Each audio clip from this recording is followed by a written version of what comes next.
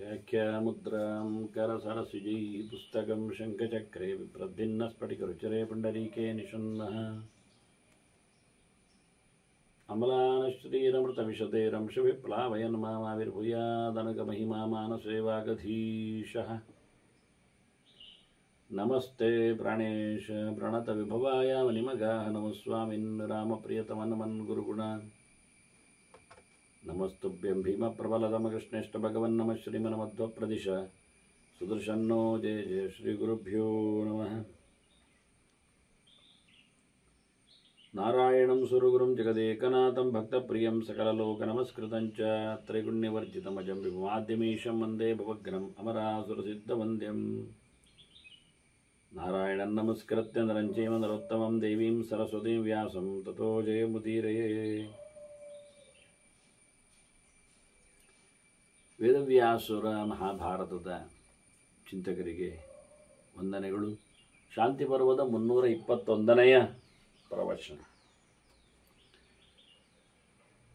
ಇತ್ತ ಧರ್ಮರಾಜನ ಅನೇಕ ಬಗೆಯ ಪ್ರಶ್ನೆಗಳಿಗೆ ರಾಜ್ಯ ತೊರೆದು ಹೇಗೆ ಸಂಕಟ ಇಲ್ಲದೆ ಬದುಕಿದ ಅನ್ನುವ ನೆಲೆಯಲ್ಲಿ ಚಿಂತನೆಗೋಸ್ಕರ ಕೇಳಿಕೊಂಡಾಗ ಭೀಷ್ಮರ ಉತ್ತರದಲ್ಲಿ ಬಲೀಂದ್ರ ಸಂವಾದ ಬಂದಿತ್ತು.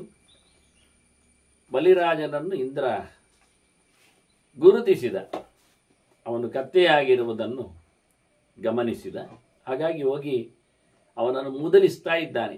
ಏನು ತಿಂತೀಯ, ಏನು ವೈಭವ ಇತ್ತು ನಿಂದು ಹಿಂದೆ, ಸಾವಿರಾರು ಗಾಡಿಗಳ ಜೊತೆಯಲ್ಲಿ ನಿನ್ನ ಮೆರವಣಿಗೆ ಈಗ ಎಲ್ಲುಂಟಪ್ಪ ಅಂತ ಹೇಳಿ ಬಹಳಷ್ಟು ಅವನನ್ನು ಹಂಗಿಸ್ತಾ ಇದ್ದಾನೆ. ಇಂದ್ರ ಹೇಳಿದ, ಆಕೃಷ್ಟಪಚ್ಯ ಪೃಥಿವೀ ತವೈಶ್ವರ್ಯೇ ಬಭುವಃ. ಏನು ಎಲ್ಲೆಂದರಲ್ಲಿನ ನೆಲಪುರ ನಿನ್ನದಾಗಿತ್ತಲ್ಲ ಮಾರಾಯ ಅಂತ. ಎಲ್ಲವನ್ನು ಯಾರು ಉಪಯೋಗಿಸಿಕೊಳ್ಳದೇ ಇರುವಂತಹ ನೆಲ, ಎಲ್ಲವನ್ನು ಪಡೆಯಬಹುದಾದಂತಹ ನೆಲ, ಅಂತಹ ಭೂಮಿ ನಿನ್ನದಾಗಿತ್ತು. ಈಗ ಶೋಚಸ್ಯ ಹೋ ನ ಶೋಚಸಿ, ಕಷ್ಟ ಆಗ್ತದೆ ನಿನಗೆ, ಸಂಕಟ ಉಂಟಾ ಅಂತೇಳಿ ಮತ್ತೆ ನೆನಪಿಸ್ತಾ ಇದ್ದಾನಂತೆ ಹಂಗಿಸ್ತಾ. ಯದಾತಿಷ್ಠ ಸಮುದ್ರಸ್ಯ ಪೂರ್ವಕೂಲೆ ವಿಲೇಲಿಖಾನ್, ನೀನು ಸಮುದ್ರದ ಪೂರ್ವ ದಡದಲ್ಲಿ ಕೂತಿದ್ದೀಯಲ್ಲ, ಕೂತಾಗೆಲ್ಲ ಭಾರಿ ಹೀಗೆಲ್ಲ ಕಾಲಲ್ಲಾಡಿಸುವುದು, ಕಾಲಲ್ಲಿ ನೆಲಕ್ಕೆ ಗೆರೆ ಹಾಕುವುದೆಲ್ಲ ಅಂದರೆ ಅದು ಮರ್ಜಿ ಅಂತ ಅರ್ಥ, ಗಮ್ಮತ್ತು. ಮತ್ತು ಅಲ್ಲಿ ಎಲ್ಲರಿಗೂ ಸಹ ಬೇಕಾದಷ್ಟು ಸಂಪತ್ತನ್ನೆಲ್ಲ ಕೊಡ್ತಾ ಇತ್ತು. ಜ್ಞಾತಿಭ್ಯ ವಿಭಜನ್ ವಿತ್ತಂ, ನಿನ್ನವರಿಗೆ ಒಂದಿಷ್ಟು ಸಂಪತ್ತನ್ನೆಲ್ಲ, ಸಂಬಂಧಿಗಳಿಗೆಲ್ಲ ಒಂದಿಷ್ಟು ಸಂಪತ್ತನ್ನೆಲ್ಲ ರಾಶಿ ರಾಶಿ ಎತ್ತಿ ಅವರಿಗೆ ಕೊಡ್ತಾ ಇದೆಯಲ್ಲ, ಅವರ ಪಾಲು ಅಂತ. ಅಂದರೆ ಯುದ್ಧಕ್ಕೆ ಬಂದಿರ್ತಾರೆ, ಸಂಬಂಧಿಗಳಾಗಿದ್ದಾರೆ, ಹಾಗಾಗಿ ಅವರಿಗೆಲ್ಲ ಒಂದಿಷ್ಟು ಕೊಡು ಗಮ್ಮತಿಗೆ. ತದಾಸೀತೆ ಬನಃ ಕಥಂ, ಆಗ ನಿಂದು ಮನಸ್ಸು ಹೇಗಿತ್ತು? ಭಯಂಕರ ಗತ್ತಿನಲ್ಲಿತ್ತಲ್ಲ ಕೊಡುವಾಗ. ಆ ಕೊಡ್ತಾ ಇದ್ದ ಮನಸ್ಸಿಗೆ ಎಲ್ಲಿ ಉಂಟು? ಈಗೇನು ಕೊಡ್ತಾ ಇದ್ದಿ, ಏನು ನೆಗ್ತಾ ಇದ್ದಿ, ಹೇಗಿದ್ದಿ ನೀನು ಅಂತ ಹೇಳಿ ಕತ್ತೆ ಹತ್ತಿರ ಮೆತ್ತನೆ ಮಾತಾಡ್ತಾ ಇದ್ದಾನೆ. ಏಕಾಂತದಲ್ಲಿರುವುದು ಹೇಳಿದ್ನಲ್ಲ, ಕತ್ತೆ ಯಾರಿಲ್ಲದ ತಾಣದಲ್ಲಿ ಇರ್ತದೆ ಅಂತ ಹೇಳಿ. ಹಾಗಾಗಿ ಅವನಿಗೆ ಗಾಬರಿ ಇಲ್ಲ, ಇಂದ್ರನಿಗೆ ಕತ್ತೆ ಹತ್ರ ಮಾತಾಡುವಾಗ ಯಾರು ಇದ್ದಿರಲಿಲ್ಲ ಅಂತ. ಇಲ್ಲಾದರೆ ಯಾರೋ ಒಬ್ಬನು ಸುಮ್ಮನೆ ನೋಡಿದರೆ ಏನಪ್ಪ ಇವ ಕತ್ತೆ ಹತ್ರ ಬೊಬ್ಬೆ ಹೊಡಿತಾ ಇದ್ದಾನಲ್ಲ ಅಂತ ಹೇಳಿಕೊಂಡು ಇವನಿಗೆ ಹುಚ್ಚ ಅಂತ ತಿಳ್ಕೊಳ್ತಿದ್ರು, ಕತ್ತೆಗಿಂತ ಹೆಚ್ಚು ಹುಚ್ಚ ಅಂತ ತಿಳ್ಕೊಳ್ತಿದ್ರು. ಇದಾಗಲ್ಲ, ಅದು ಗೋಡ್ ಅಲ್ಲಾಡಿಸ್ತಾ ಇದೆ ಮಾತಾಡುವಾಗ. ಎತ್ತೇ ಸಹಸ್ರ ಸಮಿತ ನನೃತು ದೇವಯೋಷಿತಃ, ನಿನ್ನ ಕಾರ್ಯಕ್ರಮಗಳು, ನಿನ್ನ ಸಭೆ ಸಮಾರಂಭಗಳು ಏನು ಗಮ್ಮತ್ತು. ಸಾವಿರಗಟ್ಟಲೆ ಬೆಡಗಿಯರು ಕುಣಿಯುವುದು, ಅಪ್ಸರೆಯರ ನರ್ತನ ಸೇವೆ, ಬಹುವನಿ ವರ್ಷ ಪೂಗಾನೆ, ಅದು 1-2 ವರ್ಷ, ಸುಮಾರು ವರ್ಷಗಳು ಕಾರ್ಯಕ್ರಮ ಆಗುವುದು, ಅಲ್ಲಿ ಅವರು ಕುಣಿಯುವುದು. ವಿಹಾರೇ ದಿಪ್ಯದ ಶ್ರಿಯ, ಬಹಳ ಚಂದ ಮಾಡಿ ಅವರ ಮೈಯೇ ಕಾಂತಿಪೂರ್ಣವಾದದ್ದು. ಹಾಗಾಗಿ ಹೊಸದಾಗಿ ಅವರ ಮೇಲೆ ನೀವು ದೀಪ ಹಾಕಬೇಕಾಗಿಲ್ಲ, ಅಥವಾ ಅವರು ದೀಪದಲ್ಲಿ ಬೆಳಗಬೇಕಾಗಿಲ್ಲ, ಕುಣಿಬೇಕಾಗಿಲ್ಲ. ಅವರೇ ಜಮಕ್ ಜಮಕ್ ಅಂತ ಹೇಳಿಕೊಂಡು ಬಗೆ ಬಗೆಯ ದೇಹ ಕಾಂತಿಗಳಿಂದ, ಆಭರಣದ ವೈಭವಗಳಿಂದ ಅವರು ಕುಣಿತಾ ಇದ್ರಲ್ಲ ಸಾವಿರಗಟ್ಟಲೆ ಬೆಡಗಿಯರು, ಅಪ್ಸರೆಯರು ನಿನ್ನ ತಾಣದಲ್ಲಿ. ಎಲ್ಲಿ? ಸರ್ವಾಹ ಪುಷ್ಕರ ಮಾಲಿನ್ಯ ಸರ್ವಾಹ ಕಾಂಚನ ಸಪ್ರಭಾ, ಬಂಗಾರದ ಮೈಯವರು, ಚಂದದ ಹೊಳಪಿನವರು, ರೂಪವತಿಯರು, ಅದರೊಟ್ಟಿಗೆ ಕಮಲದ ಮಾಲೆಗಳನ್ನೆಲ್ಲ, ಪುಷ್ಪದ ಮಾಲೆಗಳನ್ನೆಲ್ಲ ಹಾಕಿಕೊಂಡಿರ್ತಾರೆ. ಕಥಮಧ್ಯ ಈಗೆಲ್ಲಿ? ಈಗೆಂಥದ್ದು?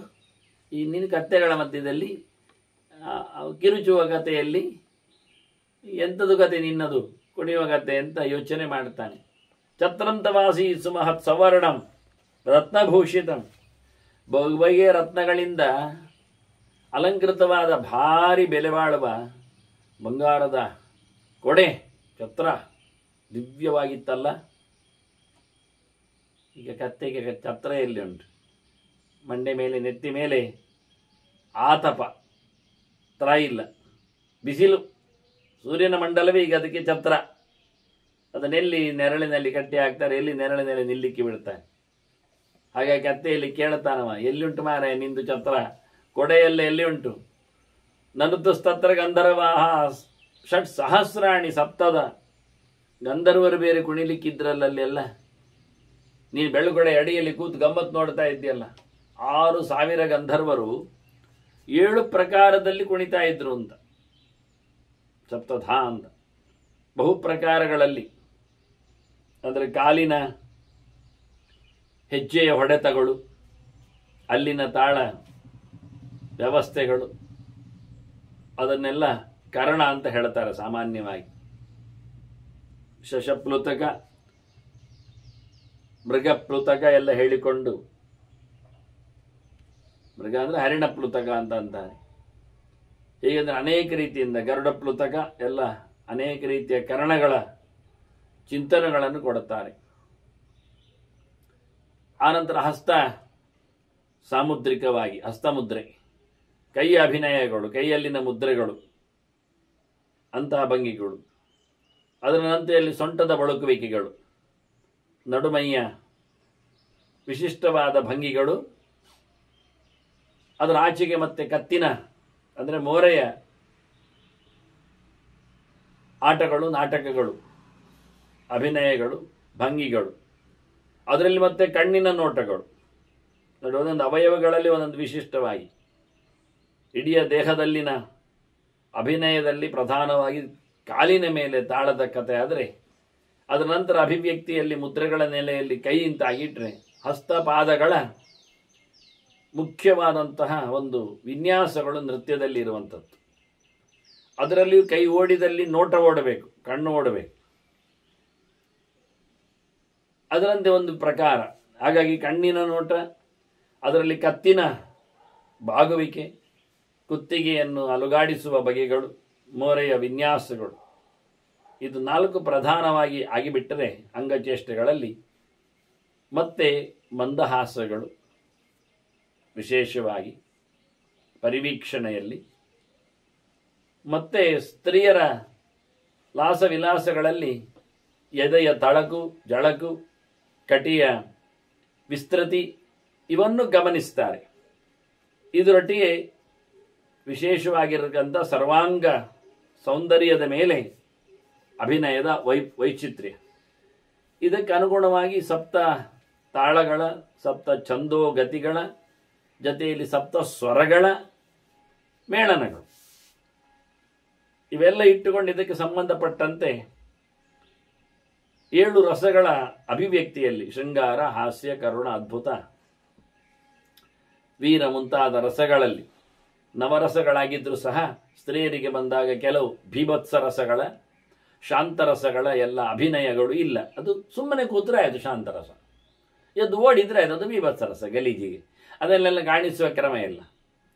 ಹಾಗಾಗಿ ಪ್ರಧಾನವಾದ 7 ರಸಗಳ ವಿಭಾಗಗಳು. ಅದಕ್ಕೆ ಪೂರಕವಾಗಿ ಮನ್ಮಥ, ವಸಂತ, ಕೋಗಿಲೆ, ಭ್ರಮರ, ಮಂದವಾತ ಅಂದರೆ ಮೃದುವಾದ ಗಾಳಿ, ಅದರೊಟ್ಟಿಗೆ ತೆಳುವಾದ ಬಟ್ಟೆ, ನಯವಾದ ದಿಂಗಳ ಬೆಳಕು, ಇವೆಲ್ಲ ಸೇರಿಕೊಂಡ ಇದು ಸಪ್ತ ಪ್ರಕಾರಗಳು, ಸಪ್ತ ಪ್ರಾಕಾರಗಳು. ಒಂದು ದೃಷ್ಟಿಯಿಂದ ಹೊರಗಿನಿಂದ ನೋಡಿಕೊಳ್ಳುವಲ್ಲಿ ಇದನ್ನೆಲ್ಲ ಹೇಳಿಕೊಡ್ತಾನೆ. ಇದನ್ನೆಲ್ಲ ತಿಳಿಸ್ತಾನೆ. ಎಲ್ಲಿ ಉಂಟು ಮಾರಾಯ ನಿನಗೆ ಅಂತ. ಈಗ ಎಲ್ಲಿ ಬೆಳದಿಂಗಳಲ್ಲಿ ಕತ್ತೆ ಕುಣಿಯುವುದು? ಹಾವಭಾವ ಲಾಸ್ಯ ವಿಲಾಸಗಳಿಗೆ ನಿನಗೆ ತೋರಿಸ್ಲಿಕ್ಕೆ ಯಾರಿಲ್ಲ. ಮಧುವಾತ ಅಂತ ಹೇಳಿಕೊಂಡು ಬರ್ತಾನೇನು? ಮಂದ ಮಾರುತನಿದ್ದಾನೇನು? ಮಧುಮಾಸ ಬರ್ತದೇನು? ಚೈತ್ರ ಮಾಸ. ಜೊತೆಯಲ್ಲಿ ಕೋಕಿಲೆಗಳ ರವ ಕೇಳುತ್ತದೇನು? ಭ್ರಮಗಳು ಹಾಡುತ್ತದೇನು? ಭ್ರಮರಗಳು ಗುಯ್ಗುಡುತ್ತವೇನು? ತಿರುಗಾಡುತ್ತವೇನು? ಹೀಗೆಲ್ಲ ತಮಾಷೆ ಮಾಡ್ತಾನೆ. ಎಲ್ಲಿದ್ದಾನೆ ಮನ್ಮಥ? ಎಲ್ಲಿದ್ದಾಳೆ ರತಿ? ಎಲ್ಲಿದೆ ಪಂಚಬಾಣಗಳು? ಉದ್ವೇಗಗೊಳಿಸುವಂಥದ್ದು, ಹುಚ್ಚು ಹಿಡಿಸುವಂಥದ್ದು, ಸಂಮೋಹನಗೊಳಿಸುವಂಥದ್ದು, ಸ್ತಂಭನ ಮಾಡುವಂಥದ್ದು, ಇವೆಲ್ಲ ಎಲ್ಲಿವೆ? ಜತೆಯಲ್ಲಿ ಕೇಳ್ತಾನೆ. ಕೊನೆಗಂತೂ ಮೂರ್ಛೆಯನ್ನು ಕರುಣಿಸುವಂಥದ್ದು, ಉನ್ಮಾದದ ಅಂತಿಮ ಘಟ್ಟದಲ್ಲಿ ನಿಂತಾಗ. ಹೀಗಾಗಿ ಅವನು ಹೇಳುತ್ತಾನೆ, ಬಹಳ ಪ್ರಕಾರದಿಂದ ನಿನ್ನಲ್ಲಿ ಕುಣಿತದವರೆಲ್ಲ ಇದ್ರಲ್ಲ, ಎಲ್ಲಿ ಬಿಡು, ವೈಭವ ಬಿಡು, ನಿನ್ನ ಸಭಾ ಸಮಾರಂಭ ಹೋಗಲಿ, ನಿನ್ನ ಯಜ್ಞಯಾಗಗಳ ಬಗ್ಗೆ ನೆನಪಾಗ್ತದೆ ನಿನಗೆ. ಯೂಪಸ್ತಮಾಸೀತ್ ಸುಮಹಾನ್ ಯಜತಃ ಸರ್ವ ಕಾಂಚನ, ಎಲ್ಲ ಬಂಗಾರಮಯ. ಯಜ್ಞಕ್ಕೆ ಪ್ರಾಣಿಯನ್ನು ಕಟ್ಟಲಿಕ್ಕೆ ಕಂಬವನ್ನು ನೆಡಬೇಕಾದ್ರೆ ನಿನ್ನದು ಬಂಗಾರದ ಕಂಬಾಗಿತ್ತು. ಬಂಗಾರದ ಕಂಬದಲ್ಲಿ ಹಿಡಿದು ಪ್ರಾಣಿಯನ್ನು ಕಟ್ಟಿ ಬಲಿ ಹಾಕ್ತಿತ್ತು. ಏನು ವೈಭವ! ಬಂಗಾರದ ತಟ್ಟೆಗಳು ಎಲ್ಲ ಯಜ್ಞ ಯಾಗಗಳಿಗೆ. ಈಗ ಕತ್ತೆ ನೆಗ್ತಾ ಉಂಟು, ಪ್ಲಾಸ್ಟಿಕ್ ತಟ್ಟೆ ಕಾಣ್ತದೆ. ಹಾಗೆ ಇರಲಿಲ್ಲ ಪ್ಲಾಸ್ಟಿಕ್. ಇದ್ದಿರಬಹುದು ಸೃಷ್ಟಿಯ ಕಥೆಗಳು. ಖಾಲಿಯಾಗದ ತಟ್ಟೆ ಅದು, ಸೋಮಾರಿಗಳ ತಟ್ಟೆ ಅದು. ಹಾಗಾಗಿ ಇವನು ತಮಾಷೆ ಮಾಡ್ತಾನೆ, ಏ ಕತ್ತೆ, ನಿನ್ನದು ಎಲ್ಲಿ ಉಂಟು ಮತ್ತೆ ವೈಭವಗಳ ಕತೆ ಅಂತ. ಯತ್ರಾದದಃ ಸಹಸ್ರಾಣಿ ಆಯುತಾನ ಗವಾನ್ ದಶ. ಏನ್ ದಾನ ಯಜ್ಞದಲ್ಲಿ ಬಂಗಾರದ ಕಂಬಕ್ಕೆ ಕಟ್ಟಿದ ವ್ಯವಸ್ಥೆಯಲ್ಲಿ ಸಾವಿರ ಗಟ್ಟಲೆ, 10,000 ಗಟ್ಟಲೆ ದನಗಳ ದಾನ. ಲೆಕ್ಕ ಇಲ್ಲ ಸಾವಿರಗಳಿಗೆಲ್ಲ. ಸಾವಿರವೋ 1000 ಗಟ್ಟಲೆ ಆಗಿದೆ, ಲಕ್ಷಗಟ್ಟಲೆ ಆಗಿದೆ. ಈ ನಮನಿ ಏನು ಮಾರಾಯ! ಕಮ್ಮಿ ಅಂದರೆ 10 ದಾನದಲ್ಲಿ, ಹೆಚ್ಚು ಅಂದರೆ 10,000 ಒಬ್ಬೊಬ್ಬನಿಗೆ. ಇಂಥದ್ದು 1000 ಗಟ್ಟಲೆ ದಾನಗಳು ಒಂದೊಂದರಲ್ಲಿ.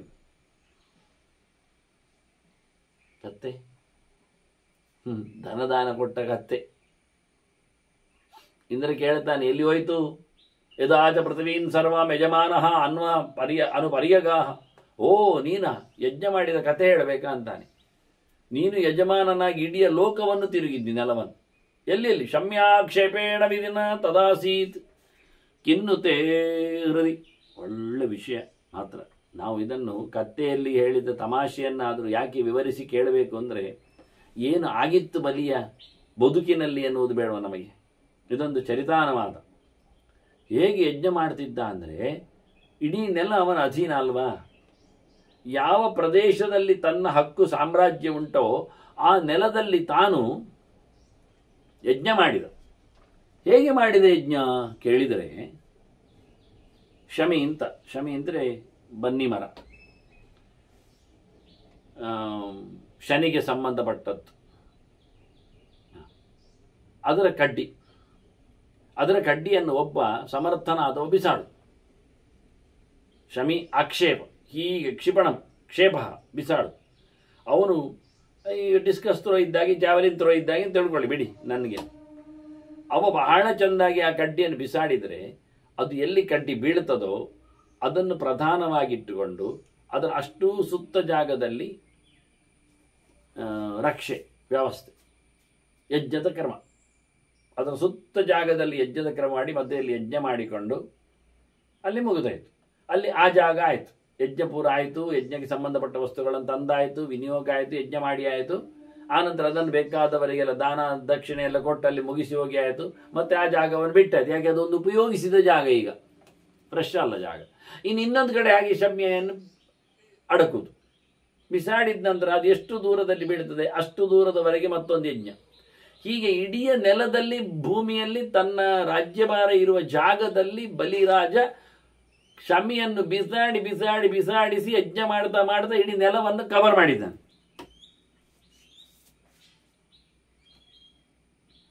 ಈ ಕಾಲದಲ್ಲಿ ಆಗುವುದು ಹೌದಾ?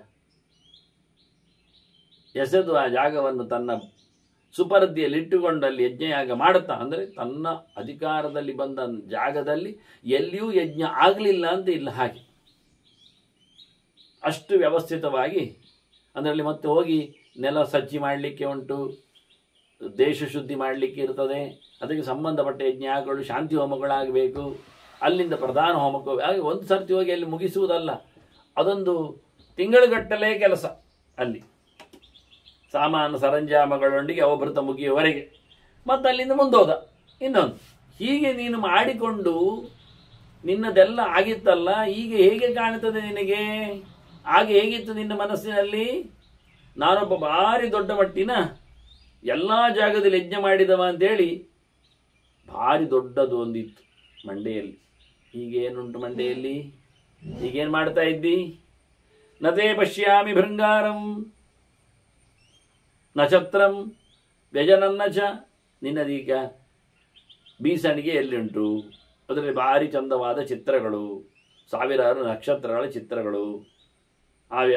ಇವತ್ತಿನ ಬೀಸಣಿಗೆ ಇಲ್ಲ, ಛತ್ರ ಇಲ್ಲ, ಗಿಂಡಿ ಇಲ್ಲ, ಬಂಗಾರದ ಗಿಂಡಿ ದಾನ ಮಾಡುವಂಥದ್ದು. ಪ್ರತಿ ಸರ್ತಿ ಅದನ್ನು ತಂದು ಎಲ್ಲರೆದುರಿಗೆ ಅದರಲ್ಲಿ ನವರತ್ನ ಖಚಿತವಾದದ್ದು ಬಹಳ ದೊಡ್ಡ ಮಟ್ಟಿನದ್ದು ಹೀಗೆ ಕೈಲಿ ಹಿಡಿಬೇಕು, ಪಾತ್ರೆಯನ್ನು ಬಗ್ಗಿಸಬೇಕು, ವಿಂಧ್ಯಾವಳಿ ಕೊಡಬೇಕು, ತಾನು ಅರ್ಪಿಸಬೇಕು. ಏನು ಎಲ್ಲಿ ಉಂಟು ಈಗ ಮಾರಾಯ ನಿಂದು? ಇಲ್ಲ. ಅದರೊಟ್ಟಿಗೆ ಬ್ರಹ್ಮದತ್ತಾಂಜತೆ ಮಾಲ ನಪಶ್ಯಾಮಿ ಅಸುರಾಧಿಪ.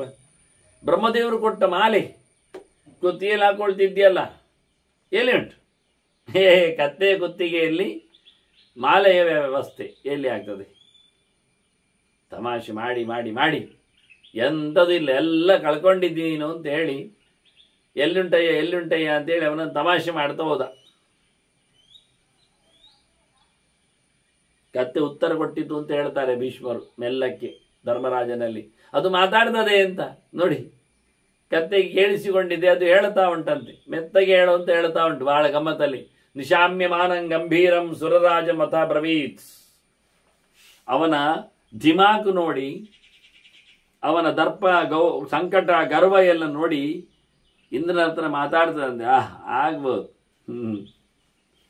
ಇಂದ್ರ ಬಂದು ಕತ್ತೆ ಹತ್ರ ಮಾತಾಡಿಸ್ತಾನಲ್ಲ, ಹಾಗೆ ಕತ್ತೆ ಇಂದ್ರನಿಗೆ ಬುದ್ಧಿವಾದ ಹೇಳುತ್ತದೆ, ಸುರರ ಒಡೆಯನಿಗೆ ಹೇಳುತ್ತದೆ ಅದು. ಅಹೋಹಿ ತವ ಬಾಲಿಷ್ಯಂ ಇಹ ದೇವಗಣಾಧಿಪ. ನೀನು ಯಾರ ವ್ಯಕ್ತಿ? ದೇವತೆಗಳ ಸಾಮ್ರಾಜ್ಯದ ಒಡೆಯ ನೀನು ಅಲ್ವಾ? ನೀನು ಸುತ್ತಮುತ್ತಲು ದೇವತೆಗಳ ರಾಶಿ ಗಣನಗಳೇ ಇರ್ತದೆ. ನೀನು ಇಲ್ಲಿ ಬಂದು ನನಗೆ ತಮಾಷೆ ಮಾಡುವ ನೆಲೆಯಲ್ಲಿ ಅತ್ಯಂತ ಫೂಲಿಶ್ನೆಸ್, ಬಾಲಿಶವಾಗಿ, ಚೈಲ್ಡಿಶ್. ಎಂಥ ಮಾರಾಯ ಇದು? ಒಬ್ಬನನ್ನು ಬಿದ್ದಾಗ ಇನ್ನೊಬ್ಬ ನಗುವ ಹಾಗೆ, ಅವನನ್ನು ಹದಗುಟ್ಟುವ ಹಾಗೆ ಬಂಧುವನ್ನು ನನ್ನ ಹತ್ರ ಕೇಳ್ತಾ ಇದೆಯಲ್ಲ ಮಾರ, ಕತ್ತೆ ಕತ್ತೆ ಅಂತ ಹೇಳ್ತಾ ನಾಚಿಕೆ ಆಗಿವೆ. ಇದು ನಿನ್ನ ಅಹಂಕಾರ ಸಮ ಇಲ್ಲ. ಅಯುಕ್ತಂ ದೇವರಾಜಸ್ಯ ತವ ಕಷ್ಟವಿದಂ ವಚಃ. ಇದು ದೇವತೆಗಳ ಅರಸನೆನಿಸಿಕೊಂಡವನಿಗೆ ಹೇಳಿಸಿದ್ದಲ್ಲ. ಇದು ಒಂದು ಅಧಿಕಾರ ನಿಷ್ಠನಾದವನಿಗೆ ನಾಳೆ ಇದನ್ನು ದಾಖಲೆ ಮಾಡ್ತಾರೆ, ಕೇಳಿಕೊಂಡವರು ನಾಳೆ ಪ್ರಚಾರ ಮಾಡ್ತಾರೆ. ಕತ್ತೆ ಹತ್ರ ಮಾತಾಡಲಿಕ್ಕೆ ಇಂದ್ರ ಬಂದಿದ್ದ, ಇಂದ್ರನಿಗೆ ಅವನು ಬೋಧೆ ಹೇಳಿದ್ದಾನೆ ಅಂತ. ಹಾಗಾಗಿ ಸುರರ ಅಧಿಪತಿಯಾಗಿ ನಿಂತವ ನಿನಗೆ ಇದು ಶೋಭೆ ತರುವುದಿಲ್ಲ ಅಂತಾನವ. ನನ್ನ ಹತ್ರ ಕೇಳಿದ್ದೆಲ್ಲ ಎಲ್ಲಿ ಉಂಟು? ಕೊಡೆಯಲ್ಲಿ ಉಂಟು, ಬೀಸಣಿಗೆ ಎಲ್ಲಿ ಉಂಟು, ಮಾಲೆ ಎಲ್ಲಿ ಉಂಟು ಎಲ್ಲ ಕೇಳ್ತಿಯಲ್ಲ, ಗಿಂಡಿಯಲ್ಲಿ ಉಂಟು ಎಲ್ಲ ಉಂಟದು. ಆಯ್ತಾ? ಗುಹಾಯಾಮ್ ನಿಹಿತಾನಿತ್ವಂ ಮಮ ರತ್ನಾನಿ ಪೃಚ್ಛಸಿ.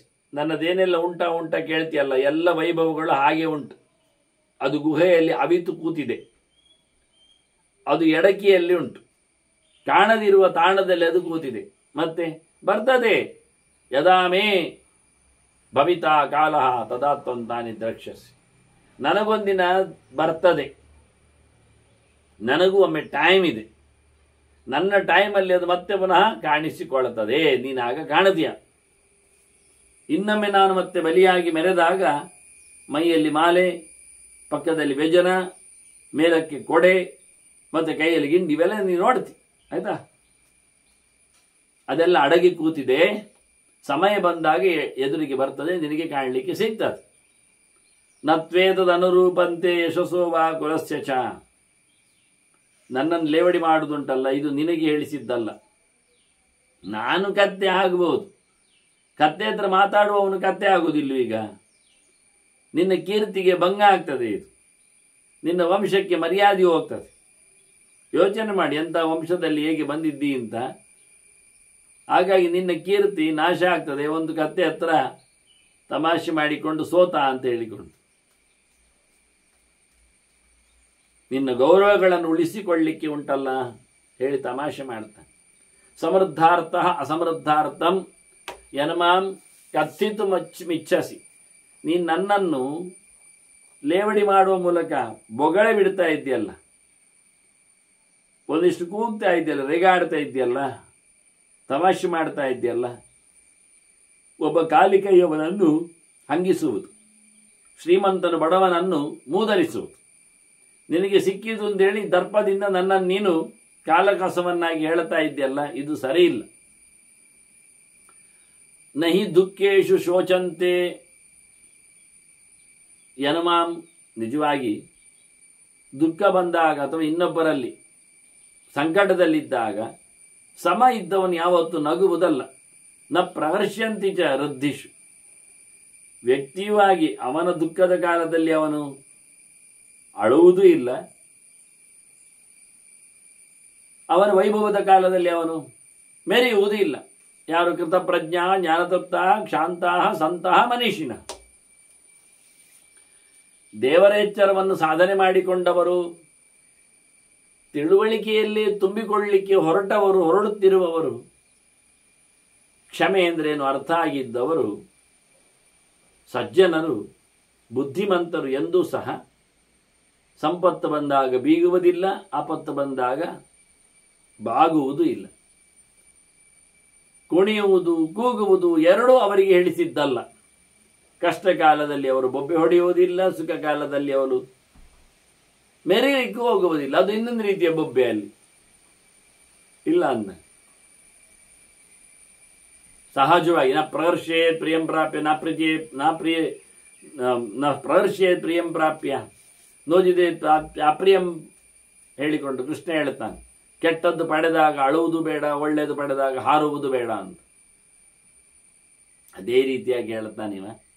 ಇಲ್ಲದ ನನ್ನನ್ನು ಕುರಿತು ನೀನು ಇದ್ದವ ಒಬ್ಬ ಹೊಡೆದು ನೋಡಿದ್ರೆ ನಾಚಿಗೆ ಆಗ್ತದೆ. ಕೆಲವರು ತಾವು ತಿನ್ನುತ್ತಿರುವಾಗ ಹಸಿದ ಹೊಟ್ಟೆಯಲ್ಲಿ ಕೂತು ಇನ್ನೊಬ್ಬರನ್ನು ನೋಡಿ ತಮಾಷೆ ಮಾಡ್ತಾರೆ. ಬೇಕಾ ಬೇಕಾ ಅಂತ ಕೇಳಿ ಅವರೇ ನುಂಗ್ತಾರೆ, ಮತ್ತೆ ಕೊಡುವುದಿಲ್ಲ. ಎದುರು ಕೂದು ತಿನ್ನುವುದು ತಪ್ಪು, ಅದರಲ್ಲಿ ಪುನಃ ಬೇಕಾ ಅಂತ ಕೇಳುವುದು ಇನ್ನೊಂದು ತಪ್ಪು, ಮತ್ತೆ ಬೇಕು ಹೇಳಿದ್ರೆ ಕೊಡದೆ ತಾನೇ ನುಂಗುವುದು ಮೂರನೇ ತಪ್ಪು. ಸಾತ್ವಿಕ ರಾಜಸ ತಾಮಸ ಮೂರು ಭಾವಗಳಲ್ಲಿಯೂ ಹಾಳಾಗಿ ಹೋಗ್ತಾನವ. ಆಗ ಇವ ಬಹಳ ಚೆನ್ನಾಗಿ ಕೇಳ್ತಾನೆ. ಯಾವತ್ತು ಒಳ್ಳೆಯವರ ಮಾಡದ ಕರ್ಮ ಮಾಡ್ತಾ ಇದ್ದೀವಿ, ಇದು ಯದಾಹಮಿಹು ಭಾವೀಸ್ಯಾಹ ತದಾ ನೈವಂ ವದಿಷ್ಯ. ನೀನೊಂದೊಮ್ಮೆ ನನ್ನಾಗಿ ಆಗಿಬಿಡು, ಏನಾಗ್ತದೆ ನೋಡು. ಆಗ ಇಂಥದ್ದು ಜನಸಾಮಾನ್ಯನಂತೆ ಮಂಡ್ಯ ಸಮ ಇಲ್ಲದವನಂತೆ ಕೂಗ್ಲಿಕ್ಕೆ ಬರ್ತೇನೆ ನೀನು. ನಿನಗೂ ಒಂದಿನ ಆದರೆ ಏನು ಮಾಡ್ತೀಯ? ಹೀಗೆ ಸರ್ವಸ್ವ ಕಳ್ಕೊಂಡು ನೀನು ಒಂದು ಕತ್ತೆ ಅದೇ ಹಿಡ್ಕೋ, ಹೌದಲ್ಲ? ಮತ್ತೆ ಆದ್ರಿಂದ ಯಾವತ್ತೂ ಸಹ ಮನುಷ್ಯ ಇನ್ನೊಬ್ಬರ ಬಗ್ಗೆ ಹಂಗಿಸಲು ಹೊರಟಾಗ ತನ್ನ ಪಾಡು ಏನಾಗಬಹುದು ಹಾಗೆ ಅಂತ ಯೋಚನೆ ಮಾಡಿಕೊಂಡ್ರೆ ಸುಮ್ಮನಾಗ್ತದೆ. ಹಾಗೆ ಸಂಪತ್ತು ಬೀಗಿದಾಗಲೂ ಹಾಗೆ ಕಂಟ್ರೋಲಿಗೆ ಬರ್ತಾನೆ. ಬಹಳ ವಿಚಿತ್ರವಾಗಿ ಹೇಳಿದ ಇವ. ಮತ್ತೆ ಪುನಃ ತಮಾಷೆ ಮಾಡ್ತಾನೆ. ನೀವು ಹೇಳಿದ್ದಕ್ಕೂ ಇನ್ನಷ್ಟು ಜಾಸ್ತಿ ನೆಗಾಡ್ತಾ ಇದ್ದಾನೆ ಇಂದ್ರ. ಮತ್ತೆ ಅದನ್ನೇ ಹೇಳ್ತಾನೆ, ಸಾವಿರಗಟ್ಟಲೆ ಜನಮಾರೆ ನಿನ್ನೆ ಬೆನ್ನಿಂದ ಬರುವುದು ಹೋಗುದು ಹೇಗೆ ಅಂತಾನೆ. ನಿಂಗೆ ಸಂಕಟ ಆಗುವುದಿಲ್ವ ಮಾರಾಯ? ಮತ್ತೆ ಕೇಳ್ತಾನವ. ಇಷ್ಟು ಹೇಳಿ ಸಹ ನಿಶ್ವಸಿತಂ ಯಥಾ ನಾಗಂ ಪ್ರತ್ಯಾಹಾರಾಯ ಭಾರತ. ಭೀಷ್ಮರು ಹೇಳ್ತಾರೆ, ಬುಸುಗುಟ್ಟುತ್ತಿರುವ ಹಾವಿಗೆ ಮತ್ತೊಂದಿಷ್ಟು ಕಿರುಕುಳ ಕೊಟ್ಟ ಹಾಗೆ, ಅದನ್ನು ಎಬ್ಬಿಸುವ ಹಾಗೆ, ಅದು ನಮ್ಮೆಡೆಗೆ ಮತ್ತೆ ತಿರುಗಬೇಕು, ಹಾರಬೇಕು. ಹಾಗೆ ಇವರೆಲ್ಲ ಹಾವಿನ ಜೊತೆಯಲ್ಲಿ ಓಡಾಡುವವರು, ಹಾರಾಡುವವರು, ಕುಣಿಯುವವರು, ಕುಪ್ಪಳಿಸುವವರೇ ಅಂತ ಗೊತ್ತುಂಟ. ಅದರ ಹಾವಿನ ವಿಷದ ಹಲ್ಲು ತೆಗೆದಿರ್ತಾರೆ. ಅದಕ್ಕೆ ಅವರಿಗೆ ಅಷ್ಟು ಬಹಳ ಜೋರಾದಂಥ ಫೋರ್ಸ್. ಅದೇ ವಿಷ ಜಂತು ಅದರ ಬಾಯಲ್ಲಿ ವಿಷ ಅಲ್ಲಿ ಇರಲಿ, ಅದರೊಟ್ಟಿಗೆ ಆಡ್ಲಿಕ್ಕೆ ನೋಡೋರು ಅಂದವರು ಎಷ್ಟೋ ಕಳ್ಕೊಂಡಿದ್ದಾರೆ ಜೀವವನ್ನು. ಹಾಗೆ ಬುಸುಗುಟ್ಟಿರುವ ಹಾವನ್ನು ಕೆಣಕಿ ಅದು ಹಾರುವಂತೆ ಮಾಡಲು ಕೆಣಕುವಂತೆ ಬಲಿಯನ್ನು ಇಂದ್ರ ಮತ್ತಷ್ಟು ಎಳೆದು ಕೆಣಕ್ತಾ ಇದ್ದಾನೆ, ಹೇಳುತ್ತಾ ಇದ್ದಾನೆ ಅಂತ ಭೀಷ್ಮರು ಹೇಳುತ್ತಾರೆ. ನಿನ್ನ ಕತೆ ನೋಡುವಾಗ ಎಂತ ವಿಚಿತ್ರ ಅನಿಸ್ತದೆ ಹೇಳ್ತಾನೆ. ದೃಷ್ಟ್ವಾ ಸುಕೃಪಣಾಂ ಕ್ಷೇಮಾಂ ಅವಸ್ಥಾಂ ಆತ್ಮನೋ ಬಲೆ. ನಿನ್ನ ಅವಸ್ಥೆ ನೋಡು ಮಾರಾಯ, ಎಂತ ಪಿಟಿಯೇಬಲ್, ಬರೀ ಗಲೀಜು ಬೇರೆ. ಅಂತ ಕಥೆಯಲ್ಲಿ ನೀನು ಕೂತಿದ್ದೀಯಲ್ಲ ಮಾರಾಯ, ನೋಡುವಾಗ ವಿಚಿತ್ರ ಅನಿಸ್ತದೆ ಅಂತಾನೆ. ಎಂಥ ಜನ ಎಲ್ಲ ಇದ್ದೀನಿ, ಜಾತಿ ಮಿತ್ರ ಪರಿತ್ಯಕ್ತ ಶೋಚಸ್ಯಾಹೋ ನ ಶೋಚಸ್. ಎಂತ ಗತಿ ನಿಂದು, ಹಳ್ಳಿ ಕುಂಟ, ಜ್ಞಾತಿಗಳೆಲ್ಲಿದ್ದಾರೆ, ಸಂಬಂಧಿಗಳೆಲ್ಲಿದ್ದಾರೆ, ಇಲ್ಲ. ನಿನ್ನ ಪಡೆ ಎಲ್ಲಿಂಟು ಈಗ? ಮಿತ್ರರು ಬೇಕಾದವರು ಯಾರಿಲ್ಲ, ಒಬ್ಬಂಟಿಯಾಗಿ ಪಡೆಗಳಲ್ಲಿದ್ದವರು ಯಾರಿದ್ದಾರೆ ಈಗ? ಬಂದ್ರ ಏನು ಬರುವುದಿಲ್ಲ. ಎಲ್ಲರನ್ನು ಕಳ್ಕೊಂಡು ಅಳತಾ ಇದ್ದೀ ಅಲ್ಲವಯ ಕೇಳುತ್ತ ವಿಚಿತ್ರವಾಗಿ ಕೇಳುವಾಗ ಹಿಂದೆ ಎಷ್ಟು ಜನರ ಅನುರಾಗಕ್ಕೆ ಪಾತ್ರನಾಗಿದ್ದಿ. ಪ್ರೀತಿಂ ಪ್ರಾಪ್ಯ ಅಮಲಾಂ ಪೂರ್ವಂ ಲೋಕಾಶ್ಚ ಆತ್ಮವಶೇ ಸ್ಥಿತಾನ್. ಎಲ್ಲರನ್ನು ನಿನ್ನ ಅಂಕೆಯಲ್ಲಿಟ್ಟುಕೊಂಡು ಎಲ್ಲ ಜನರ ಪ್ರೀತಿ ಪಾತ್ರನಾಗಿ ನೀನು ಮೆರೆದವ. ವಿನಿಪಾತಮಿಮಂ ಚಾದ್ಯ ಶೋಚಸ್ಯ ನ ಶೋಚ. ಇವತ್ತು ಮುಗಿದು ಬಿದ್ದಿದೆಯಲ್ಲ, ನೆಲ ಕಚ್ಚಿದ್ದೀಯಲ್ಲ, ಬೇರೆ ಜನ್ಮ ಪಡೆದು ನಿಂತಿಯಲ್ಲ ಪ್ರಾಣಿ ಜನ್ಮದಲ್ಲಿ, ಎಂತಾದ್ರೂ ಅಳು ಬರ್ತದ? ಅಳ್ಳಿಕ್ಕುಂಟ? ಅಳುವುದಿಲ್ಲವಾ? ಸಂಕಟ ಆಗುವುದಿಲ್ಲನ? ಕೇಳಿಕೊಂಡು ಕತ್ತೆ ಹತ್ರ ಬಹಳಷ್ಟು ಜೋರಾಗಿ ಇಂದ್ರ ತಮಾಷೆ ಮಾಡಿ ಗರ್ವಪಟ್ಟು ಅಹಂಕಾರದಿಂದ ಅವನನ್ನು ಮೂದಲಿಸ್ತಾನೆ. ಮತ್ತೊಮ್ಮೆ ಕತ್ತೆ ಹೇಳುತ್ತದೆ, ಗರ್ವಂ ಹಿತ್ವಾ ತಥಾಮಾನಂ ದೇವರಾಜ ಶೃಣುಷ್ವ ತತ್. ನೀನು ಕಿವಿ ಕೊಡು, ಸ್ವಲ್ಪ ಮಂಡೆ ಸರಿಯಾಗಿರಲಿ. ನೀನು ಯಾವುದೇ ಲೆಕ್ಕದಲ್ಲಿ ದುರಭಿಮಾನವನ್ನು ಪಡುವುದು ಬೇಡ, ಬಹಳ ದೊಡ್ಡ ಮಟ್ಟಿನ ಮಂಡೆಯನ್ನು ಮಾಡುವುದು ಬೇಡ. ನೀನು ನಾನು ಹೇಳುದು ಕೇಳು.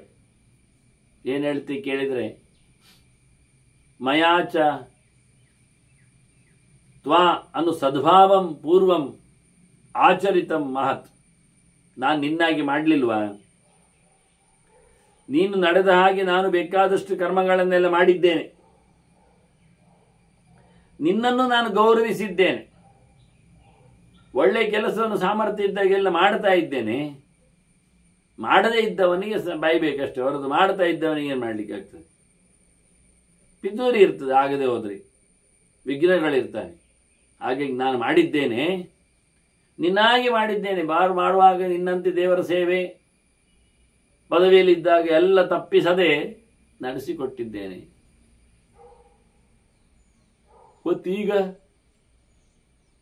ಈಗ ಸಮಯ ಬದಲಾಗಿದೆ. ಅವಶ್ಯ ಕಾಲ ಪರ್ಯಾಯಂ ಆತ್ಮನಃ ಪರಿವರ್ತನಂ ಅವಿದನ್ ಲೋಕಮಾಹಾತ್ಮ್ಯಂ ಕರ್ತಸೆ ಬಹುಧಾ ಸಕೃತ್. ನಿನಗೆ ಲೋಕದ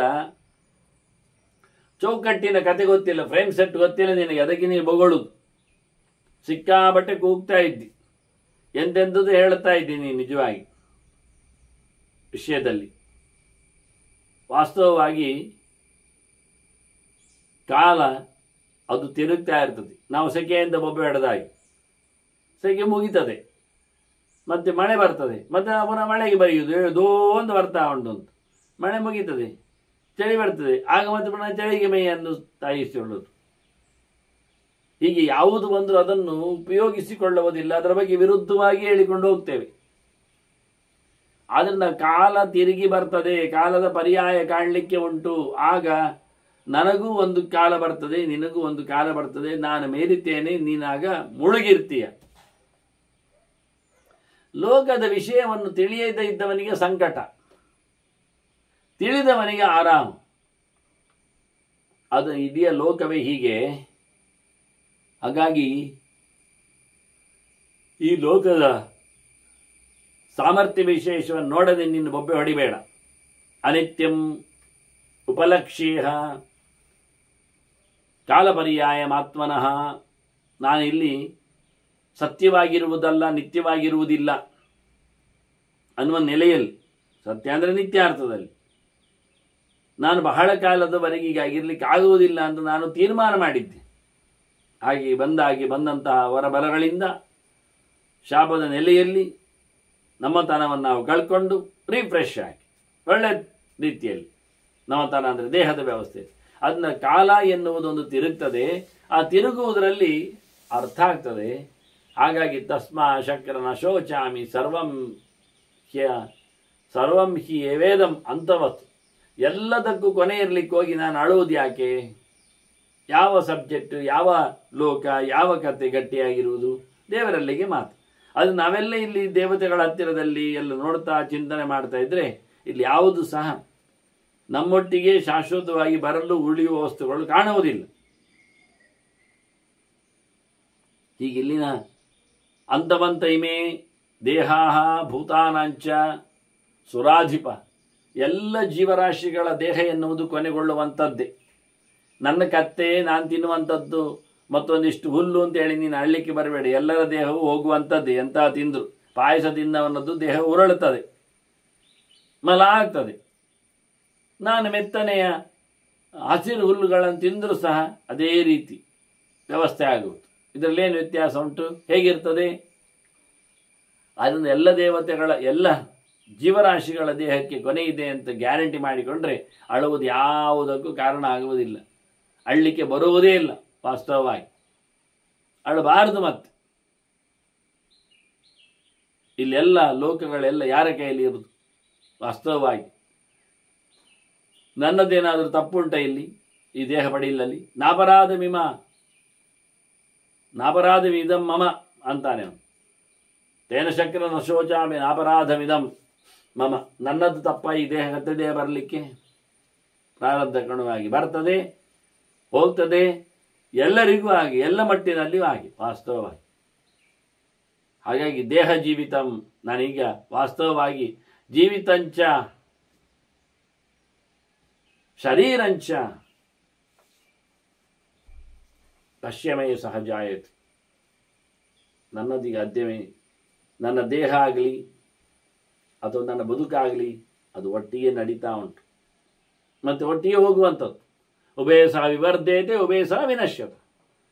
ದೇಹವನ್ನು ಬಿಟ್ಟು ಮನುಷ್ಯ ಇರಲಿಕ್ಕೆ ಆಗುವುದಿಲ್ಲ. ಈ ದೇಹವನ್ನು ನಾನು ಹೊತ್ಕೊಂಡಿದ್ದೇನೆ, ದೇಹ ಹೋದಾಗ ನಾನು ಹೋಗ್ತೇನೆ. ನನಗೆ ಗೊತ್ತಿದೆ ದೇಹ ಜೀವ ಒಟ್ಟಿಗೆ ಸಮೀಕರಣ ಆಗಿ ಇರ್ತದೆ ಅಂತ. ಲೋಕದಲ್ಲಿ ಕಾಣುವುದು ಹಾಗೆ ಅಲ್ಲ.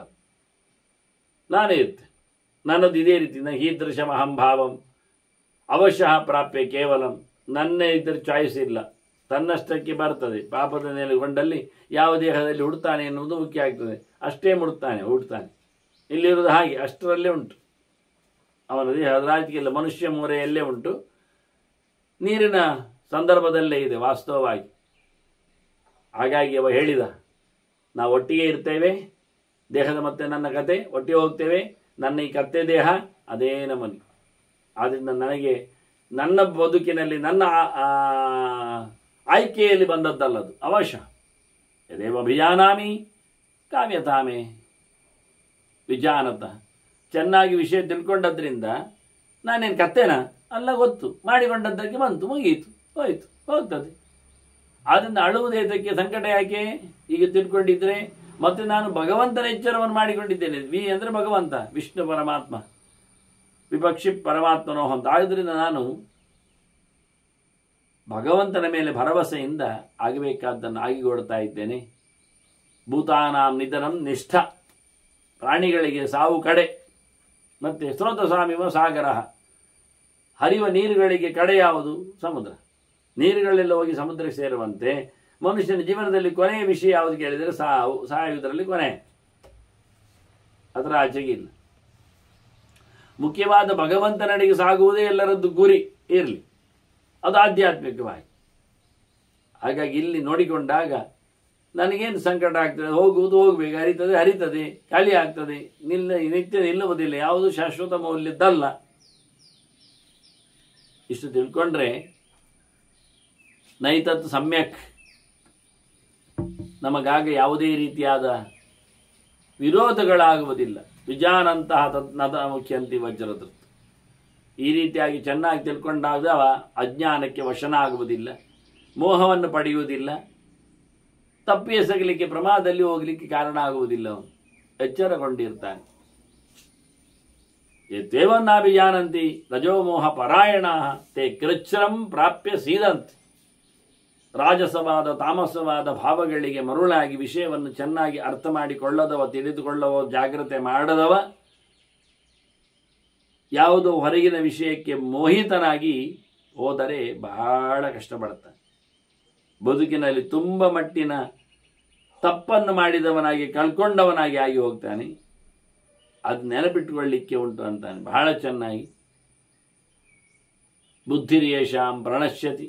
ಯಾರ ತಲೆ ಇಲ್ಲಿ ಬಂದಾಗ ಗರ್ವದಲ್ಲಿ ಹಾಳಾಗ್ತದೋ, ಉಪಾಯವರಿತು ಯಾರು ಬದುಕುವುದಿಲ್ಲವೋ ಅಂಥವನು ಯಾವತ್ತೂ ಸಹ ಸೋಲ್ತಾನೆ.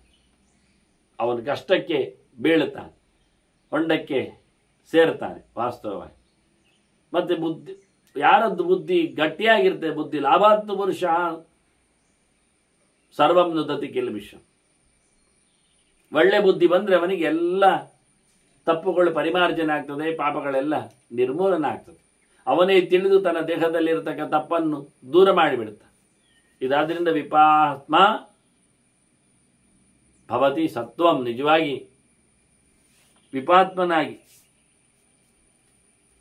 ಸತ್ವಸ್ಥನಾಗಿ, ಪಾಪದಿಂದ ದೂರನಾಗಿ, ರಾಜಸವಾದ ತಾಮಸವಾದ ರಾಗದ್ವೇಷಗಳನ್ನು ಕಳ್ಕೊಂಡು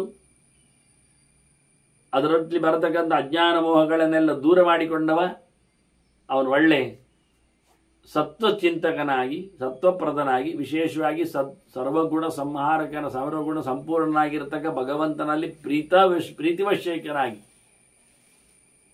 ಮತ್ತೆ ತನ್ನ ಬುದ್ಧಿಯಲ್ಲಿ ತಾನು ನೆಲೆಗೊಂಡು ಅವನ ಕಂಟ್ರೋಲಲ್ಲಿ ಅವನ ಮನಸ್ಸು ಬರ್ತದೆ.